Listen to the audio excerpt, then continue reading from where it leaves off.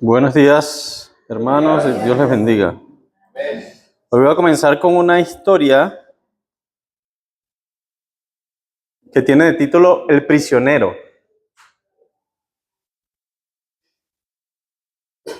El carro tirado por caballos rodaba por las calles empedradas de la antigua ciudad de Esmirna. El prisionero podía oír los gritos del gentío enloquecido dentro de la arena romana. Los perros de la calle seguían el carro ladrando locamente. Niños curiosos, con ojos llenos de emoción, se corrían a un lado para darle paso, y caras sin número se asomaban curiosas a las ventanas. Deteniéndose afuera de los altos muros de la arena, el guarda sacó al prisionero, como si fuera un bulto de basura. No le importó que las piernas del prisionero quedaran lesionadas. Ya hace semanas que el pueblo insistía en que este hombre fuera arrestado y ejecutado, pero no tenía apariencia de malhechor. Este anciano delicado con cara arrugada. Su cabello y barba eran blancos como las nubes en el cielo mediterráneo aquella tarde. El prisionero entró en la arena cojeando. Y las noticias corrieron de una persona a otra que este era Policarpo, el criminal vil cuya muerte habían venido a ver.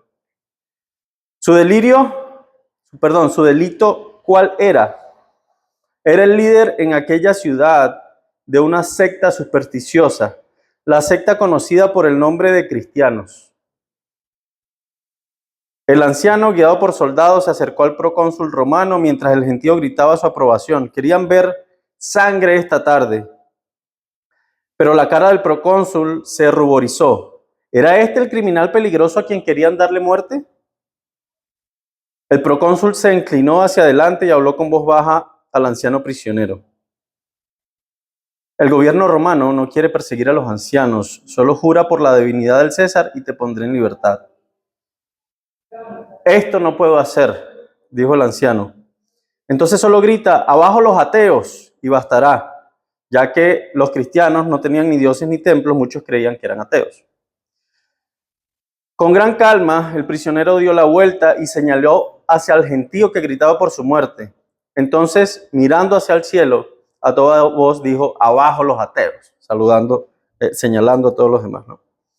El procónsul quedó desconcertado al ver la respuesta del prisionero. Este había hecho lo que se le mandó, pero no de la manera esperada. El procónsul quería poner en libertad a este anciano, pero tenía que aplacar a la gente. Maldice a Jesucristo, ordenó. Por unos momentos Policarpo miró fijamente al rostro severo del procónsul y luego habló con calma. Por 86 años he servido a Jesús y él nunca me ha hecho mal alguno. ¿Cómo pues podré maldecir a mi rey y salvador? Jura por la divinidad de César, le insistió otra vez.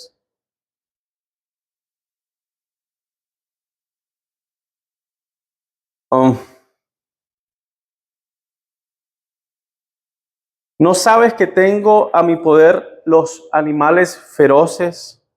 Los soltaré de inmediato si tú no te arrepientes de estas necedades. Muy bien, suéltalos, replicó el anciano sin miedo.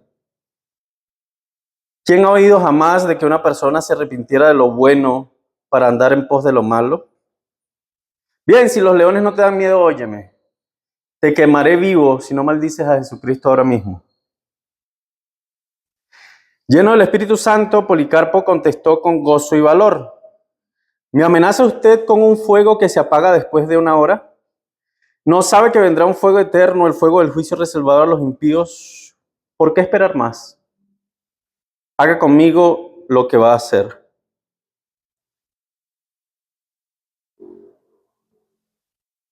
Mandó heraldos entonces a diferentes sitios de la vasta arena para anunciar lo que Policarpo había dicho. Con gritos agudos saltaron de sus sillas y corrieron por los corredores, se lanzaron hacia las puertas que daban en las calles, corriendo locamente, buscaron leña donde quiera, saquearon las tiendas, entraron hasta en los baños públicos y robaron la leña de ahí, se apresuraron a volver a la arena cargados con leña para prender el fuego. Amontonaron la leña alrededor de la pira preparada, a lo cual los soldados ya clavaban las manos y las piernas de Policarpo. Pero él habló con confianza a los soldados: déjenme así como estoy. El que me fortalece contra el fuego me ayudará a permanecer en él sin que me aseguren. Después que permitir que Policarpo orara, los soldados prendieron fuego.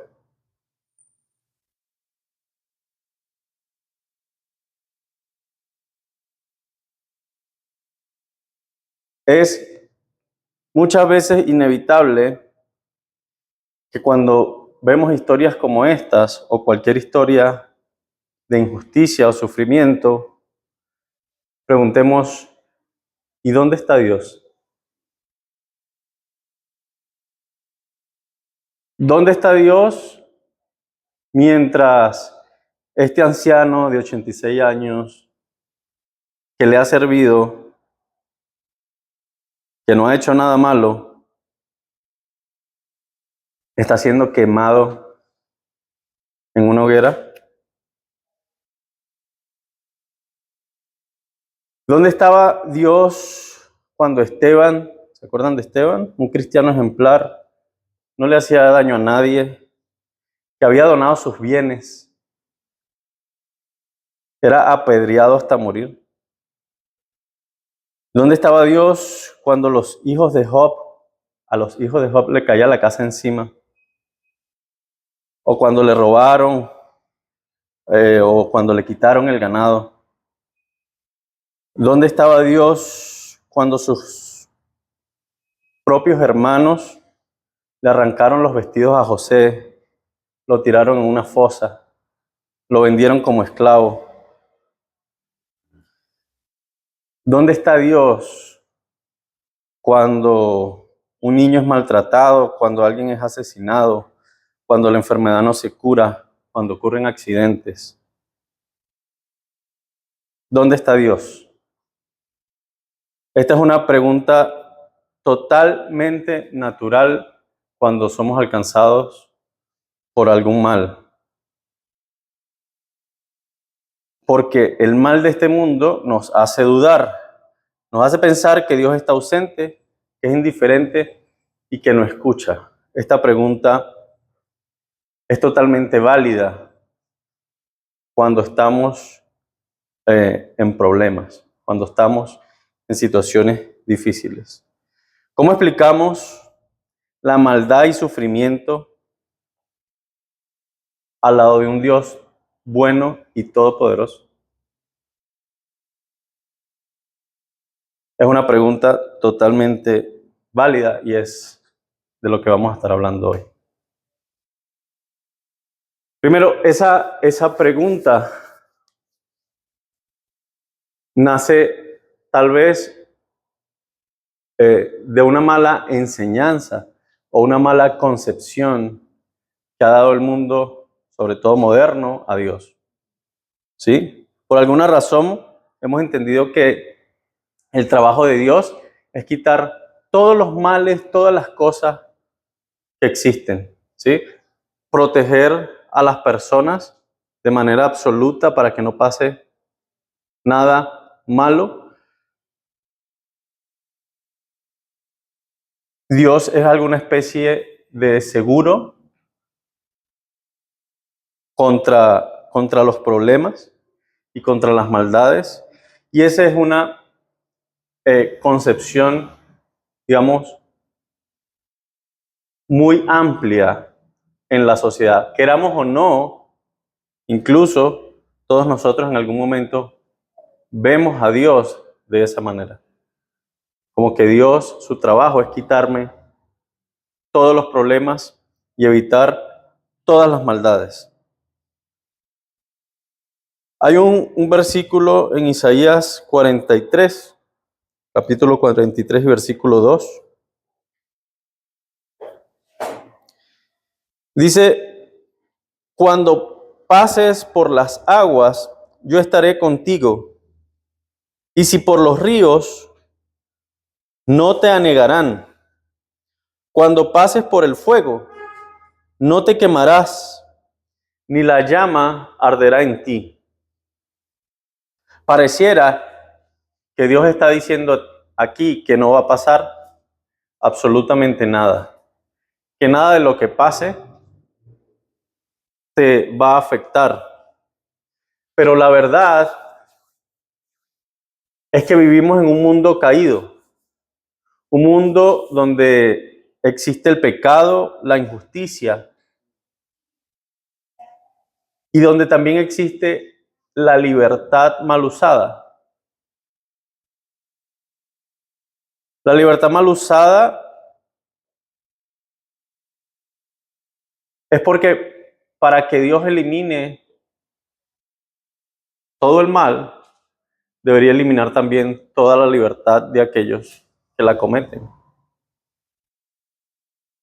Entonces, no podemos tener libertad completa si no hay la libertad de decidir. Ahora, los humanos, muchos de nosotros, usamos esa libertad para hacer el mal. Y ese es realmente el mayor problema. Entonces muchos hemos sido o hemos tenido consecuencias de la libertad mal usada de otro.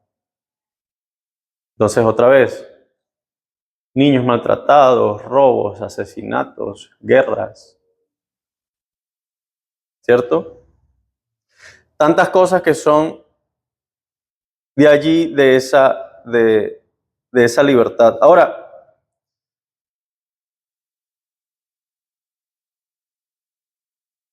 algo importante, y entendiendo que esa maldad estará allí hasta que el mundo sea destruido, es lo que también nos dice Jesús en Juan 16:33. Juan dice, o Jesús dice, en el mundo tendrán aflicción. ¿Sí? Vean que en ningún caso Dios hecho hombre, en la forma de Jesús, en ningún caso Él intentó decir que iba a eliminar el sufrimiento. Porque mientras estemos aquí, dice, mientras estemos en este mundo, vamos a tener aflicciones. Incluso a sus propios discípulos dijo, los arrestarán, los llevarán a las sinagogas, los apedrearán y todo eso. Jesús nunca sugirió que la maldad iba a eliminarse completamente de este mundo, sino al contrario, dijo que íbamos a sufrir. En el mundo van a tener aflicciones. Eso es lo que dice Dios, y esa es una verdad muy importante de entender. Ahora, hay otra verdad que es importante entender. Que Dios dijo que estaría con nosotros. Dios no dijo que iba a quitar el sufrimiento, pero Dios dijo que iba a estar con nosotros. ¿Qué le dijo Dios a Josué? Esfuérzate y sé valiente, porque Jehová tu Dios estará contigo. ¿Cierto? Josué había sido designado para conquistar tierras, cosa que no es fácil. Para liderar un pueblo, cosa que no es fácil. Josué seguramente se sintió cansado, agobiado, con miedo, incluso perdieron una batalla. ¿No pensaría Josué dónde está Dios? Si Josué malentiende el hecho de que Dios va a eliminar todos los problemas, hubiese preguntado eso. Pero Dios lo que dijo fue, sé valiente porque yo voy a estar a tu lado. yo voy a estar ahí contigo. De hecho, si volvemos a Isaías 43:2, que fue el versículo que leímos antes, habla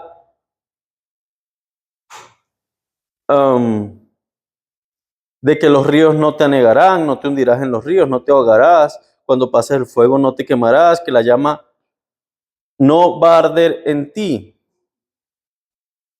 Pero lo primero que dice, y la introducción de ese versículo dice, cuando pases por las aguas, yo estaré contigo. Dios no dijo que no vas a tener que pasar por el río, que no vas a tener que luchar contra la corriente, que no te vas a quemar ni que no vas a pasar por el fuego, que te va a apagar el fuego, ni que va a allanar el río. Dios lo que dice es que mientras pases por ahí, yo voy a estar contigo, a tu lado. Y como yo voy a estar contigo, eso no te va a derribar. Eso no te va a destruir.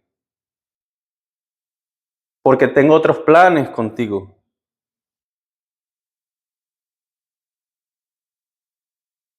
Entonces Dios no promete que no haya dolor, que no haya lucha, que no haya sufrimiento. Dios lo que promete es que en medio de la lucha, en medio del dolor, en medio del sufrimiento, en medio de la injusticia, en medio de la maldad, Él iba a estar allí con nosotros. Y estando allí con nosotros, entonces nos va a fortalecer. ¿Sí?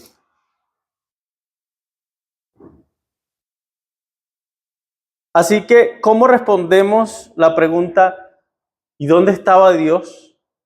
¿Dónde estaba Dios con Policarpo? ¿Dónde estaba Dios con Job? ¿Dónde estaba Dios con Job cuando estaba pasando las calamidades? ¿Dónde estaba Dios cuando estaban apedreando a Esteban? ¿Dónde estaba Dios cuando José era tratado de esa manera por sus hermanos? ¿Sí? Dios estaba allí. Dios estaba allí con Job, preparando el doble de las bendiciones.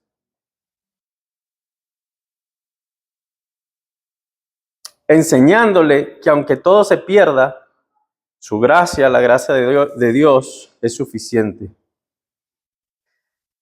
Dios estaba allí con José, en la cisterna, en la cárcel, preparando toda esa humillación o utilizando toda esa humillación para llevarlo después al trono, para darle el trono y para dándole ese trono poder salvar a esos mismos que los habían vendido, a su familia y a todo su pueblo.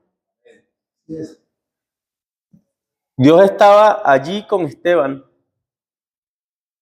dándole fuerza, llenándolo de valentía, que incluso Esteban fue capaz de decir mientras lo apedreaban, no les tomes en cuenta este pecado. Hay que ser muy duro para eso, mucha fuerza, mucha valentía, y con eso darle ánimo a todos los demás hermanos que iban a ser perseguidos, acusados, encarcelados, latigados, apedreados también. Gracias a ese Esteban apedreado y a su valentía, se aceleró la, la dispersión del Evangelio por todo ese mundo. ¿Sí? Entonces Dios estaba allí con Job, estaba allí con José, estaba allí con Esteban.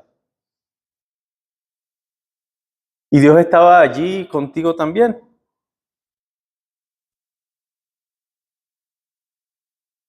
Sea lo que sea que hayas pasado, pérdida de un familiar, un divorcio, un maltrato, un accidente, una enfermedad, cuando te botaron del trabajo, cuando no entendías nada, Dios estaba allí. Y Dios estaba allí sufriendo contigo, dándote fuerzas invisibles y planificando la manera de convertir todo ese dolor en carácter, en propósito, en una historia de testimonio. ¿Dónde estaba Dios? Sí, Dios no es indiferente. Dios estaba allí, así como dice aquí Isaías 43:2, para que en medio de todos los problemas, para que en medio de todas las preocupaciones, para que cuando creas que no tienes fuerza, para cuando estás siendo acechado por alguna maldad, para cuando estás sufriendo por alguna enfermedad o cualquier otra cosa, Dios está allí fortaleciéndote y acompañándote. Y Dios estará allí también si la maldad te alcanza otra vez, si el problema te alcanza otra vez. Dios estará allí cuando pienses que no hay salida, cuando te preguntes, ¿por qué a mí? Dios estará allí en cualquier situación que se te presente. Y si todavía dudas del amor de Dios, mira la cruz. Dios se hizo hombre, Dios mismo se hizo hombre y perdió toda su dignidad, porque dice Filipenses que él se hizo hombre y que estando en forma de hombre ni siquiera fue un rey, como lo conocemos en el mundo. Ni siquiera vivió en lujos, ni siquiera vivió protegido de la maldad. Perdió toda su dignidad. Lo escupieron, lo traicionaron, lo crucificaron desnudo.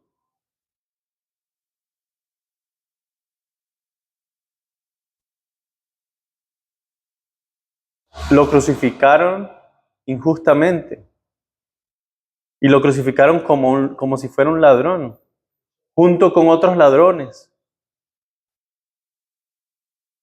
Murió desnudo, humillado. ¿Y por qué?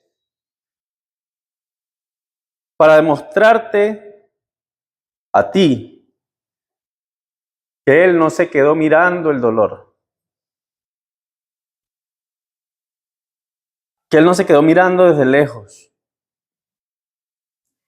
sino que entró en el mismo mundo que nosotros vivimos, que tú vives, y cargó todo ese dolor en su propio cuerpo.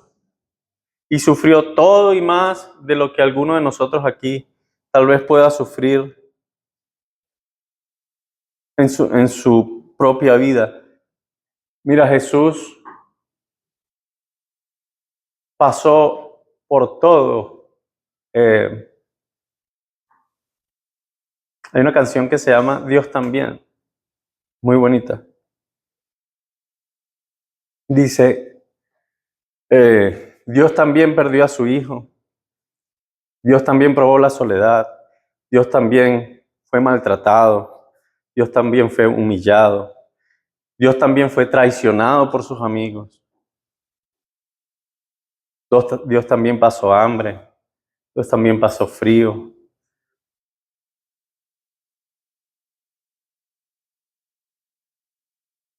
Dios también perdió familiares, vio la muerte de amigos.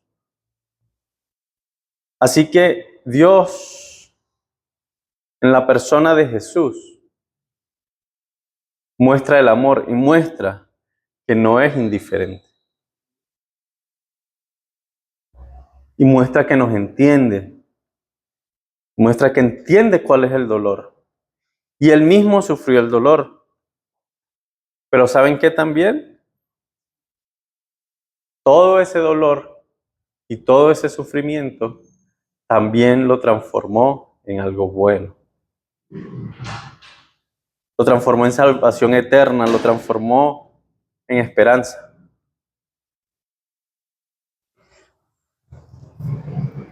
Así que, hermano, cuando tu corazón grite, ¿dónde está Dios? Recuerda, Dios siempre ha estado allí. Y cuando tu futuro te haga temblar, que tengas miedo, o que hagas, o que estés sufriendo, o que estés siendo maltratado y no sepas qué va a pasar después, cree, Dios está allí. Y Dios seguirá allí, porque nunca estuviste solo, ni tampoco lo estarás. Oramos.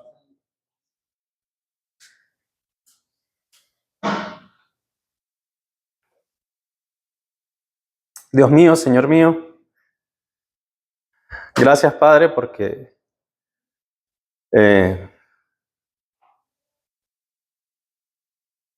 entendemos que tú siempre has estado con nosotros y siempre estarás.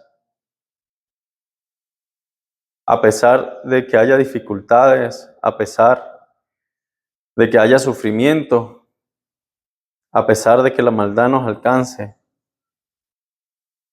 que los problemas lleguen a nuestras vidas, sabemos que tú estás allí.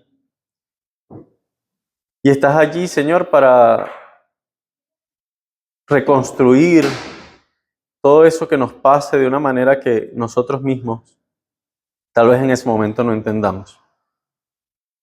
Y estás allí para sufrir con nosotros, llorar con nosotros. Estás allí para fortalecernos. Estás allí, Señor, para también darnos paz en medio de los problemas, así como dijo tu Hijo, Señor,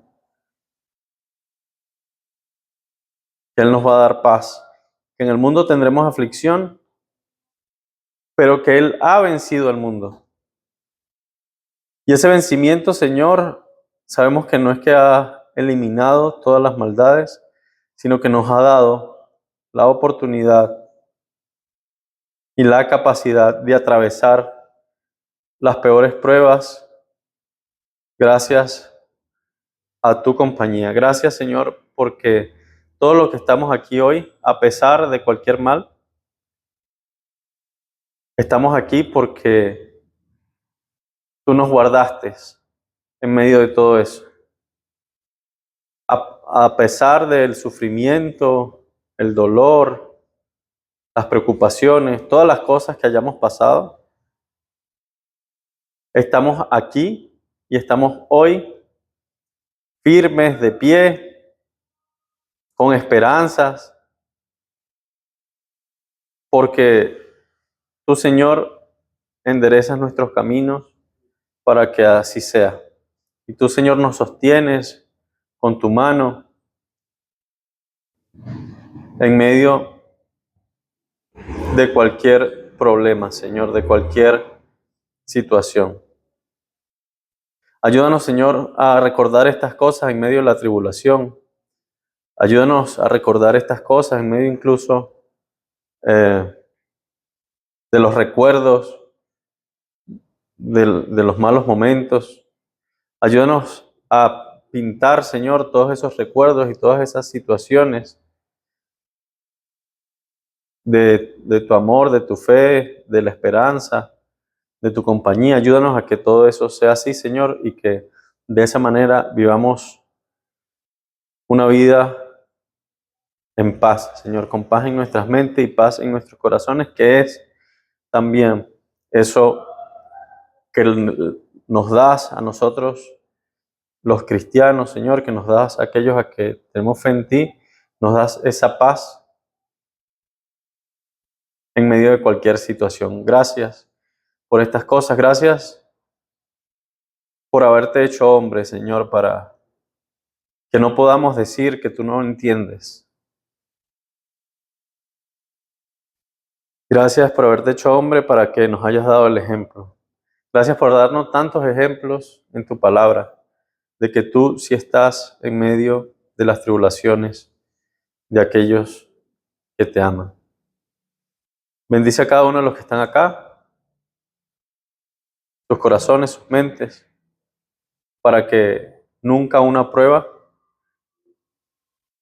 para que nunca la maldad de este mundo, para que nunca cualquier situación mala haga que nos separemos, que nos vayamos, que endurezcamos nuestro corazón, que se apague nuestra fe. Que el enemigo no use esas cosas contra nosotros, sino que más bien podamos reconocer toda esa compañía, esa protección que tú nos das en medio de todas estas cosas. Te alabamos, Dios mío, por todo lo que has hecho, por todo lo que haces y por todo lo que harás. A ti sea la gloria y la honra, Señor. En el nombre de Jesús. Amén.